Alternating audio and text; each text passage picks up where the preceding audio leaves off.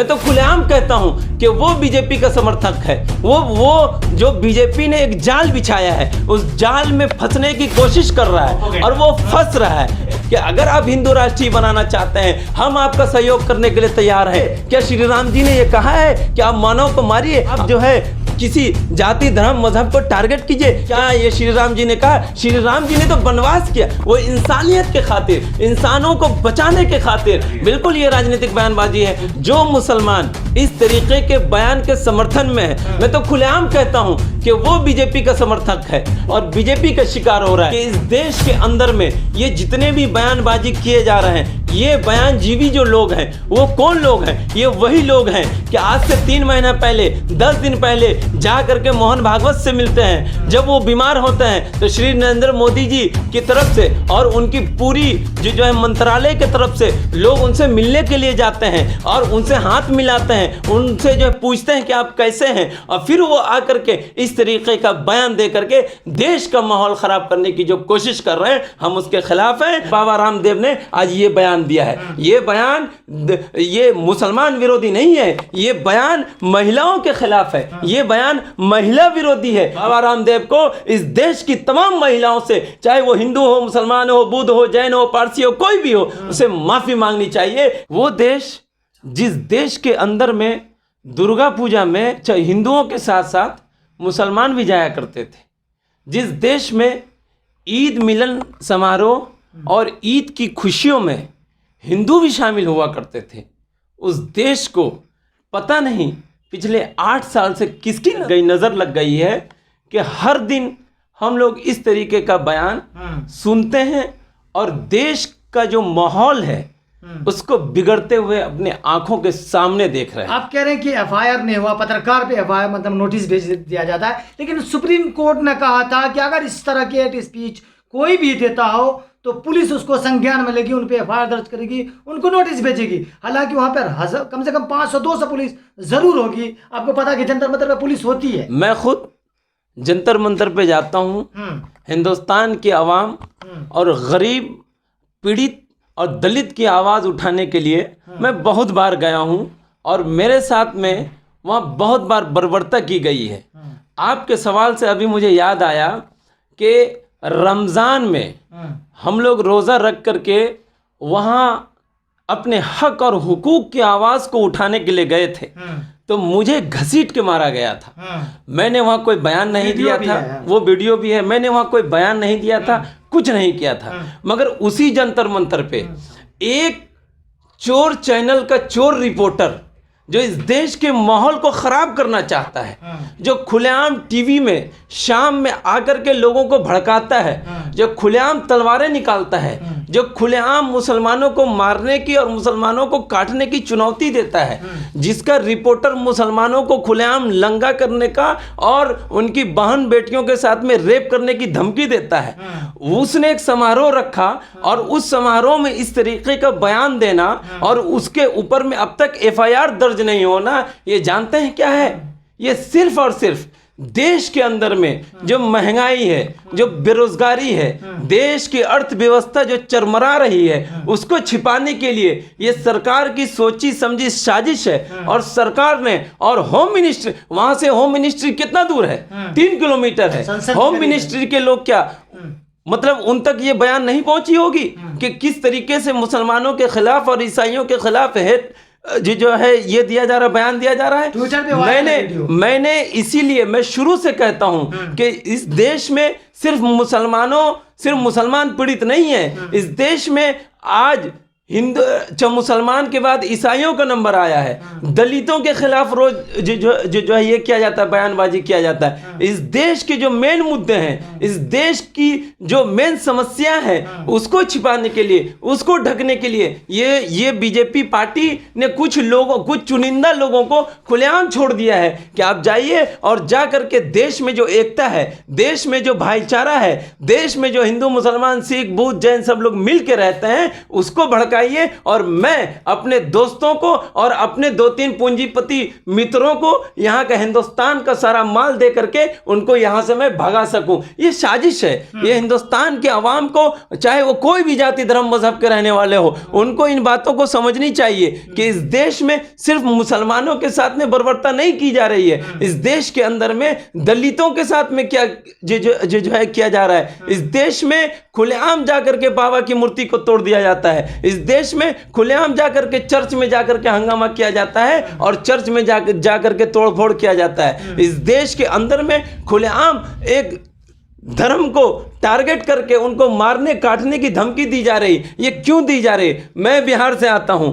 मैं बिहार के बांका जिला से पटना तक पैदल चला हूं। मैंने लोगों की बदहाली देखी है, मैंने लोगों की परेशानियां देखी है, मैंने करीब से महसूस किया है। मैं वहां जाकर के लोगों से पूछता हूं कि भाई आपकी जो इतनी सारी समस्याएं हैं, आप जो परेशान हैं, आपको अच्छा हॉस्पिटल नहीं मिल पा रहा है, क्या आपको इनसे परेशानी नहीं होती है? लोग, आप अगर हकीकत में माने तो लोग परेशान हैं, लोग सवाल पूछना चाहते हैं, मगर सवाल पूछे कैसे? जो लोग सवाल पूछने वाले हैं उनकी सिर्फ जबान खुलती है तो उनको उठा के जेल में डाल दिया जाता है। और कुछ चुनिंदा जो लोग हैं, जो उनके कार्यकर्ता के रोल में हैं, जो टीवी में भी आते हैं और जो जंतर मंतर पे भी जाकर के डांस करते हैं और इस देश को बर्बाद करने में जो अहम रोल, जो देशद्रोही लोग हैं, वो लोग जाकर के देश के माहौल को खराब करते हैं। और जो देश का मेन मुद्दा है रोजी रोटी और इसका रोजगार का, उसके खिलाफ जाकर के वहां धर्म जाति मजहब को भड़काते हैं और धर्म जाति को बर्बाद करने की जो कोशिश करते हैं। ये 8 साल पहले क्यों नहीं होता था? कांग्रेस की गवर्नमेंट थी इस देश के अंदर में। कांग्रेस के जमाने में इन आतंकवादियों ने और इस देशद्रोहियों ने हर तरीके का जितना भी इनके पास में हथकंडा था सब आजमा लिया। भागलपुर का दंगा हो, गुजरात का दंगा हो, आज आप बीबीसी की एक डॉक्यूमेंट्री आती है, उसको आप देखने नहीं दे रहे। अरे कौन सा लोकतंत्र है ये? कौन सा देश है ये? इस देश में एक फिल्म आती है, उस फिल्म में जो हीरोइन है वो 10 ड्रेस को पहनती है, मगर 10 में से 10 नो को टारगेट नहीं किया जाता है, मगर एक ड्रेस को जो है टारगेट कर लिया जाता है और उस फिल्म का बायकॉट करने के लिए लोग जो है रेडी होते हैं। आप बताइए, वो हीरो, उस फिल्म का हीरो जो फीफा वर्ल्ड कप में जाकर के देश की शान को बढ़ाता है, जो फीफा वर्ल्ड कप में जाकर के देश की आन को बढ़ाता है, जो फीफा वर्ल्ड कप में जाकर के दिखाता है कि करो तुम, सारी चीज तुम्हारी होगी, मगर मैं एक हिंदुस्तानी हूं और मैं हिंदुस्तान का परचम आपके यहां आकर के आपके ही मंच पे मैं फहरा सकता हूं और मैं फहराने की ताकत रखता हूं और जाकर के फहराता है। मगर आपने एक बात कही कि हिंदू जो लोग हैं जंतर मंतर पे आ रहे थे, आप कह रहे हैं कि बांका से पटना मैंने देखा, बदहाली देखा लोग, लेकिन सड़कों पे नहीं आते हैं। लेकिन हिंदू राष्ट्र की मांग के लिए लोग सड़कों पर आ जाते हैं, लोगों को बुलाया जाता है, वहां उकसाया जाता भी है। कितने लोग आते हैं? सवाल ये है कितने लोग आते हैं? आपको याद होगा कि चुनाव प्रचार में श्री नरेंद्र मोदी जी ने एक बयान दिया था, ये जितने भी धरनाजीवी लोग हैं इनके कपड़ों से पहचान लीजिए कि ये कौन लोग हैं। वही नरेंद्र मोदी जी जवाब दें कि बार बार जंतर मंतर पे आकर के कौन ड्रेस वाले हैं, वो एक ही शक्ल वाले, एक ही ड्रेस वाले, एक ही तिलक वाले आकर के जो इस देश में देश के माहौल को बिगाड़ने की कोशिश कर, क्या देश का आवाम आज भी उनके साथ है? ये 200, 250 लोगों को ला करके वो लगातार हर जगह जाकर के, चाहे उत्तर प्रदेश हो, चाहे दिल्ली हो, चाहे मध्य प्रदेश हो, चाहे महाराष्ट्र हो, यही लोग तो हैं। और कौन है? यही गिने चुने लोग हैं जो इस देश के माहौल को खराब कर रहे हैं और उसको गवर्नमेंट पूरी तरीके से छूट दे रखी है। आप बोल के दिखा दीजिए, तो आपके अंदर हिम्मत है सरकार के खिलाफ, आप बोल करके दिखा दीजिए। आज भी मुझे याद है कि उत्तर प्रदेश के लोनी में एक कांड हुआ था, एक बुजुर्ग को मारा गया था। उसमें क्या आरोप था नहीं था मैं उस पर नहीं जाना चाहता हूं।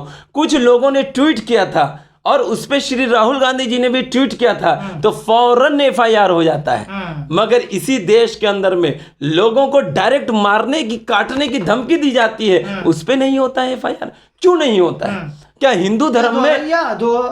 हिंदू धर्म में कहीं भी ये लिखा है कि किसी भी आदमी की आप कत्ल करो, किसी भी इंसान को मारो?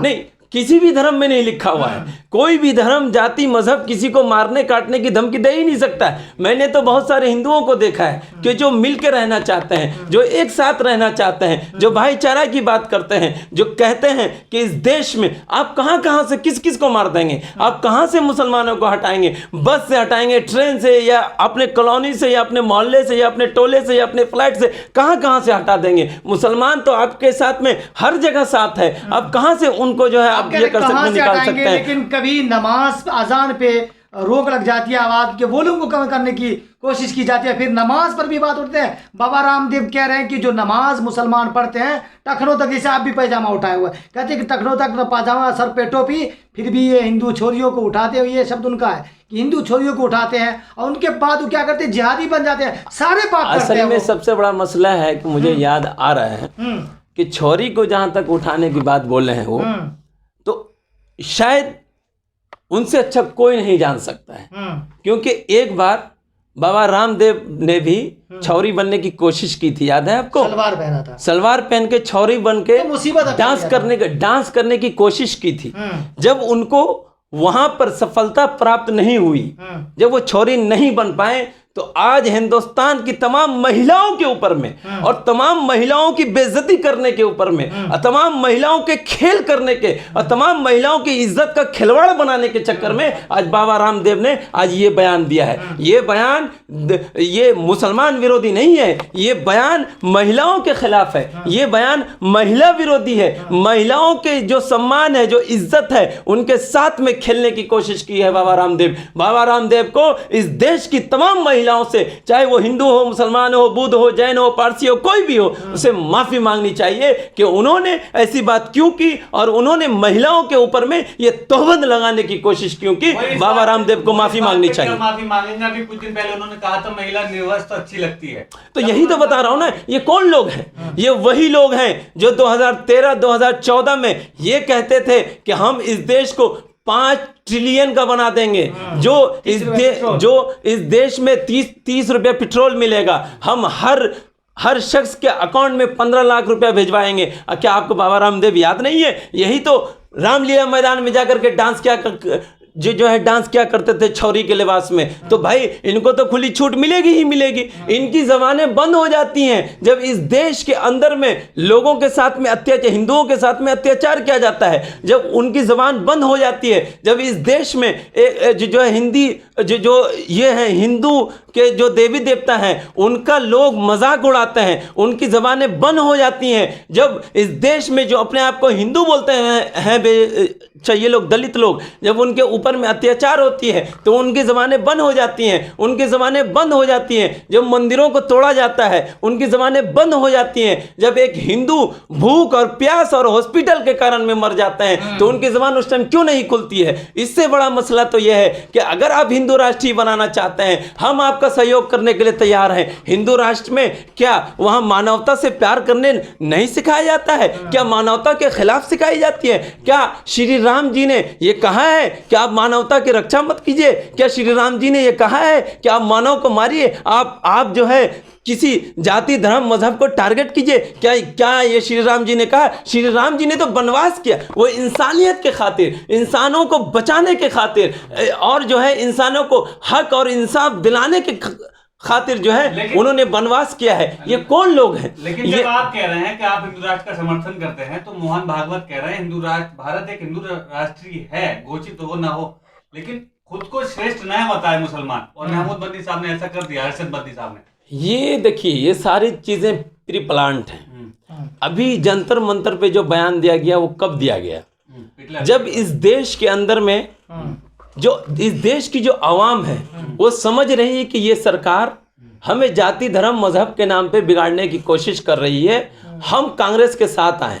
भारत जोड़ो यात्रा में जो श्री राहुल गांधी जी को जो सफलता मिली, उस सफलता से बौखला के ये बीजेपी सरकार और ये बैठे हुए तड़ीपार, इन्होंने जो प्लान बनाया कि ये जो रिदम है जो कांग्रेस के साथ में लोग जुड़ रहे हैं, इसको किस तरीके से तोड़ा जाए। और इसको तोड़ने के लिए इन्होंने सबसे आसान तरीका कुछ हिंदुओं को चुना और कुछ मुसलमानों को चुना और दोनों के स्टेज से जाकर के भाई हर एक्शन का रिएक्शन होता है, ये सब लोग जानते हैं। यहाँ से एक्शन करवाया, फिर उसका रिएक्शन मिला। न मैं इस बयान का समर्थन करता हूँ और न मैं उस बयान का समर्थन करता हूँ, मैं दोनों बयान के विरोध में हूँ। इस देश के अंदर में हर धर्म, हर जाति, हर मजहब की इज्जत की जाती है, मगर उसी के साथ में संविधान जो आपको राइट देता है, संविधान के अंदर जो हर जाति मजहब के लोगों को इस देश में रहने का हक है और इस देश में रह करके अपने धर्म को मानने का हक है और अपने धर्म के बारे में